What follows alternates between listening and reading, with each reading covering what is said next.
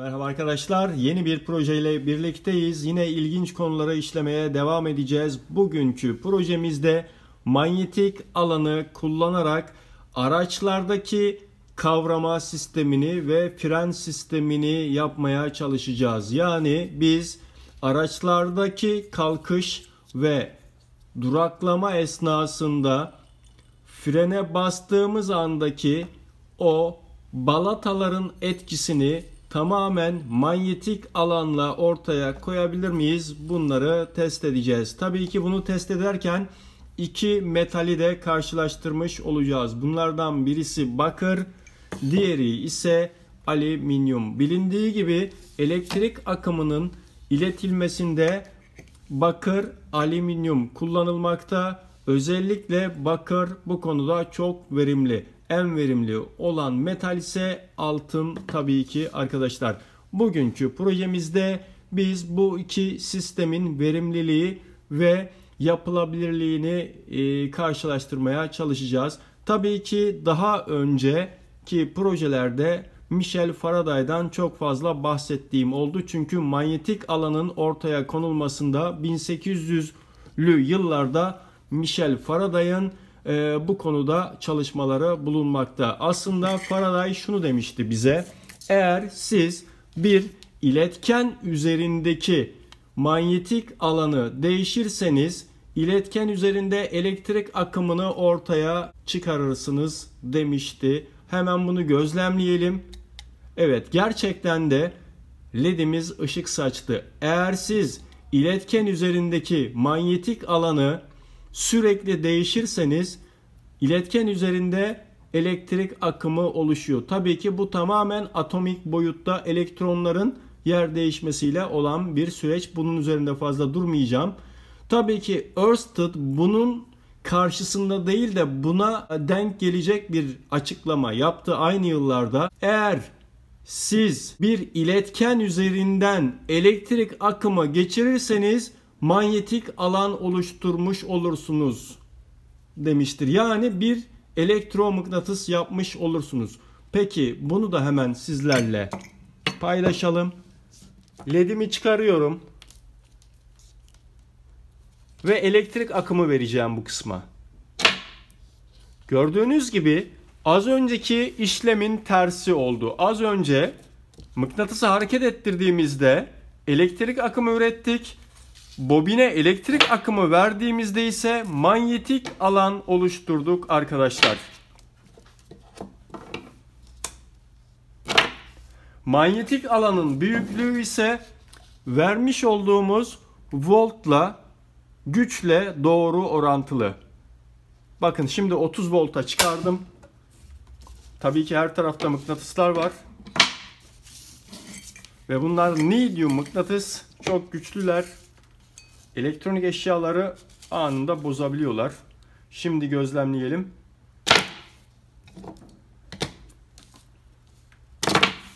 Evet, etki verdiğimiz volt ve amper oranında arttı arkadaşlar. Evet, bakır levhanın elektrik akımını iletmede ve manyetik alanı iletmede iyi bir konumda olduğunu söylemiştik arkadaşlar. Bakır tabii ki bu iş için bizim için uygun. Bunu arabanın tekerinin üzerinde bulunan disk olarak düşünürsek normal şartlarda buraya bir balata temas eder ve biz frene bastığımız anda diski sürtünme yöntemiyle biz durdurmuş oluruz. Aynı zamanda aracın tekerini de durdurmuş oluruz. Yalnız biz bu sistemi tamamen manyetik alanla da yapabiliriz. Fiziksel bir temas olmadan biz arabamızı durdurabiliriz. Normal şartlarda bakın, sürtünmesiz ortamda diskimiz dönmeye devam ediyor.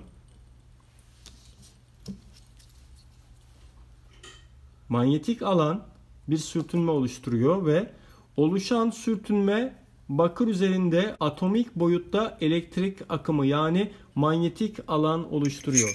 Evet, burada alüminyum levhamız var ikinci alternatif olarak. Alüminyum levham biraz daha ince ve daha hafif. Yine aynı şekilde sürtünmesiz ortamda diskin döndüğünü görüyoruz. Yalnız fiziksel bir temas olmadan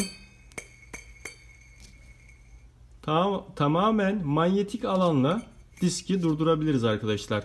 İşte biz bugün bakırın ve alüminyumun buna olan tepkilerini ağırlık bağlayarak ölçmeye çalışacağız. Tabii ki burada farklı araçlardan yararlanacağız. Konuyu daha iyi anlatabilmek adına manyetik alanın bazı örnekleri burada bulunmakta. Bu benim fırçasız motorum ve aynı zamanda bir alternatör arkadaşlar. Önce yapısını inceleyelim.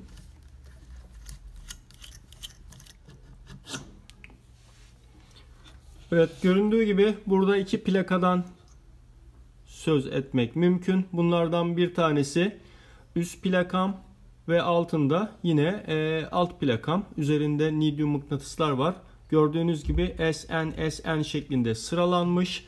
Burada Faraday'ın ortaya attığı manyetik alan, yani değişken manyetik alanın elektrik akımını ortaya çıkardığı tezini kanıtlamış olduk. İkinci bilim adamı ise eğer iletken üzerinden elektrik akımı geçirirseniz iletken manyetik alan üretir tezini kanıtlayan bir sistemi de hemen burada sizlerle paylaşalım. Evet, burada ise aynı motora enerji verdiğimizde manyetik alan oluştuğunu ve bu manyetik alanın buradaki mıknatıslar üzerinde itme çekme gücüyle buradaki diskimizi harekete geçirdiğini görebiliriz.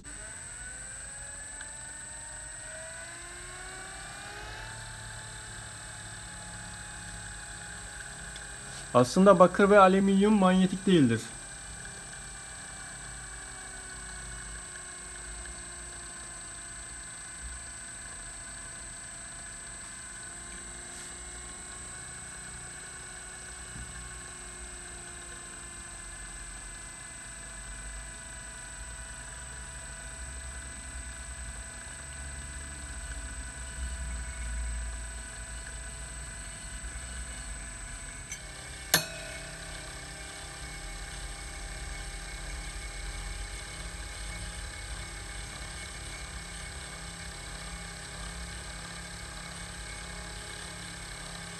Evet, burada arabanın kalkış balatasını sizlere örneklemeye çalışıyorum. Şu anda ise fren balatası.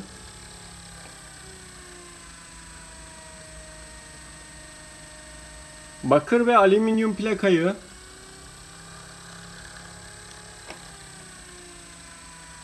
yaklaştırdığım zaman motorun bir dirençle karşılaştığını görüyorsunuz.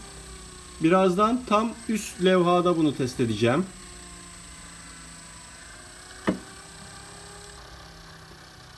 Evet, şimdi ikinci plakamızı buraya yerleştirdim. Yani alt kısım motor kısmımız, üst kısım ise bizim kavrama kısmımız olacak veya fren balatası yerine kullanacağımız malzeme olacak.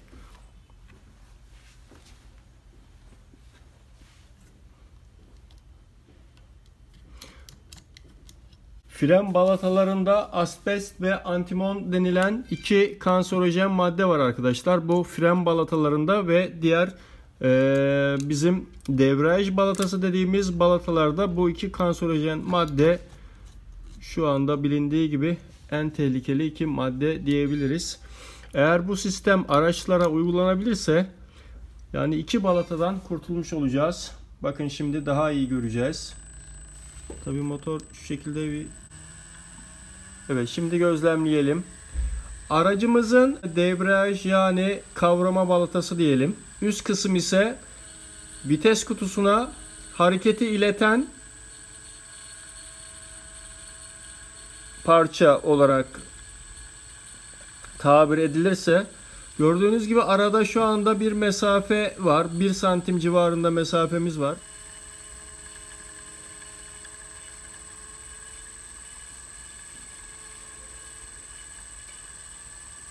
Manyetik alanda kinetik enerji aktarımı sağladık diyebiliriz arkadaşlar şu anda. Stabil bir disk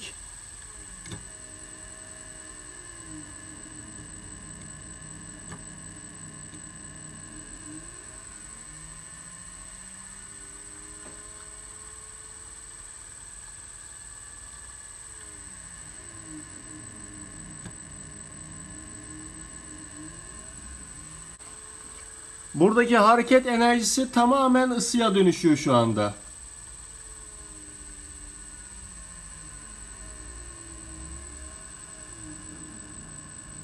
Bakın şu şekilde gözlemleyelim. Herhangi bir temas yok, fiziksel temas yok.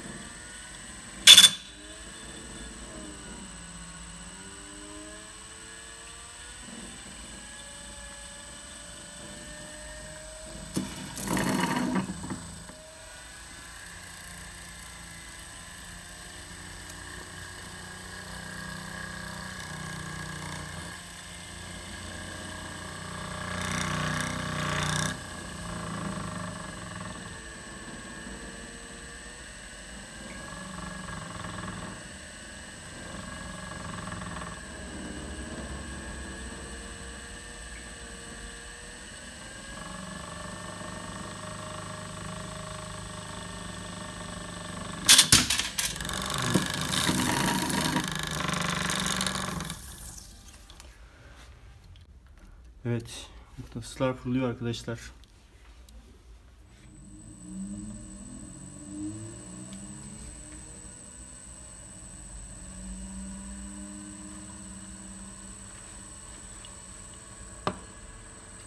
Evet, önce bakır levhamı test edeceğim.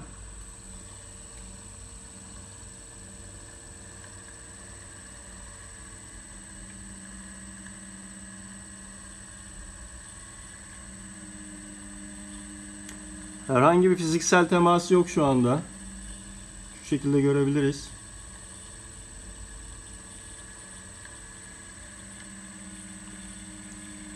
Gücün %100'ünü aktarıp aktaramadığımızı birazdan test edeceğim. Şu anda arabanın debriyaj sistemini sizlere örneklemeye çalışıyorum. Buradan almış olduğumuz mekanik hareketi tamamen balata olmadan sürtünmesiz bir şekilde üst kısma ilettim arkadaşlar. Bakın şu şekilde. Bakın ters dönüş.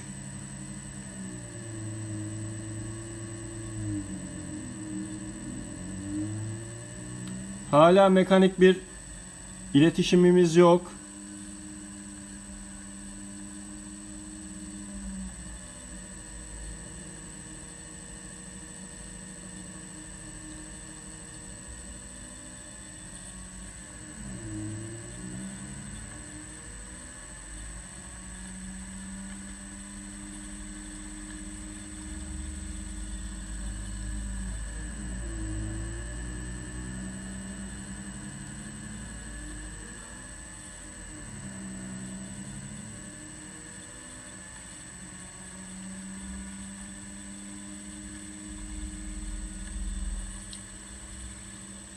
Evet, bu aşamada bakın diskimi tamamen durduruyorum. %100 iletimin olduğunu şu şekilde anlayabiliriz. Duran bir diski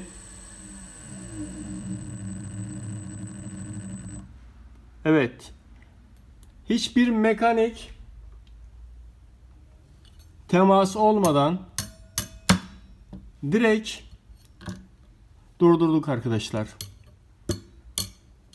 Normalde bildiğiniz gibi bakır manyetik olmayan bir metal. Aynı zamanda alüminyum da öyle. Gördüğünüz gibi alüminyum levha da hiçbir şekilde manyetik değil. Sadece ortasındaki metal manyetik arkadaşlar, bakın. Ve ortadaki metali ben tamamen ortaya getirdiğim için herhangi bir şekilde temas yok. Alüminyum ve bakır manyetik alanın sürekli değiştiği anlarda manyetik özellik kazanan iki metaldir diyebiliriz. Şimdi alüminyumun tepkisini ölçelim.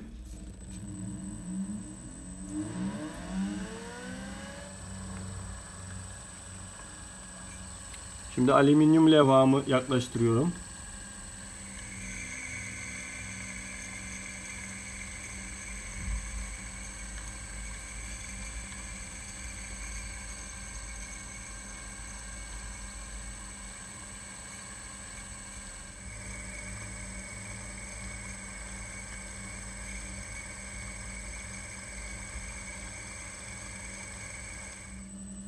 Evet, şimdi fren testine geçeceğim.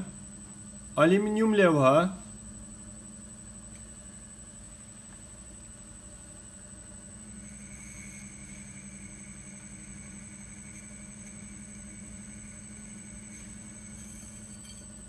Levhamı durdurdum.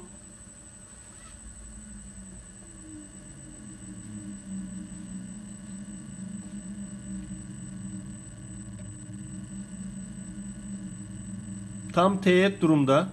Gördüğünüz gibi dönmeye devam ediyor. Şimdi bakırımızı test edeceğiz. Bakır levhamız.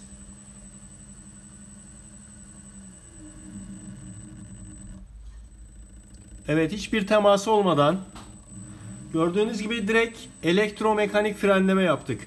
Buradaki hareket enerjisi tamamen ısıya dönüştü arkadaşlar. Bakır levha üzerinde ısıya dönüştük. Şu şekilde temas olmadığını tekrar görelim. Bakın, bakır levham. Şu anda temas yok. Sıfır teğet. Bakın, durdurdum levhamı.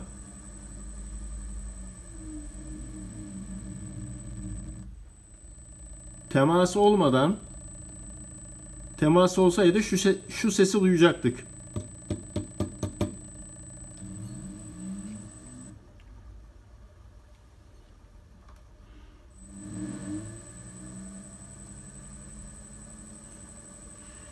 Tekrar deniyorum.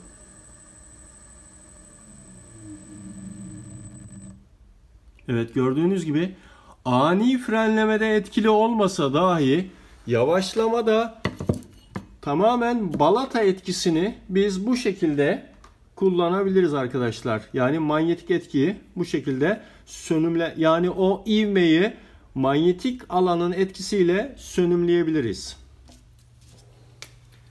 Evet, şimdi farklı bir düzenek kurdum. Burada bizim bakır levhamız, burada ise alüminyum levhamız bulunmakta. Bu iki levhanın üzerine fren disklerinde olduğu gibi balata şeklinde balatalar yaptım arkadaşlar. Her ikisine de. Bunları şimdi ağırlık bağlayarak sarkıtacağız aşağı. Burada bakırın ve alüminyumun manyetik alanlarının kıyaslamasını yapacağız. Evet, özdeş iki ağırlık bağladık buradaki disklerimize. Ve her iki diskimizi de saracağım. Evet, göründüğü gibi her iki diskimi de sardım. Şu anda bırakacağım. Muhtemelen ikisi de aynı anda düşecektir diye düşünüyorum ve bıraktım.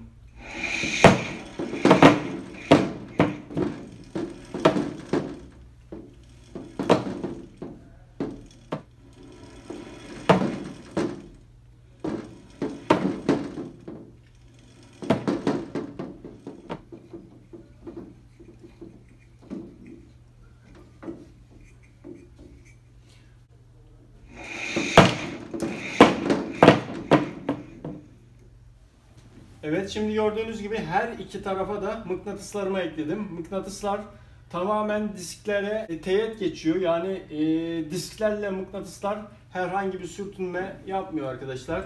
Şimdi bırakıyorum ikisini de.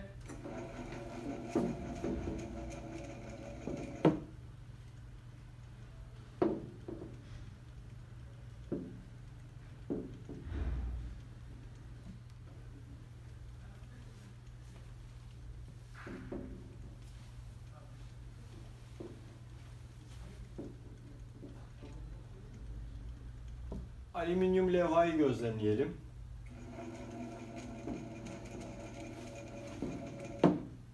Gördüğünüz gibi alüminyum levha da diğer manyetik olmayan ortama göre daha yavaş indi diyebiliriz arkadaşlar.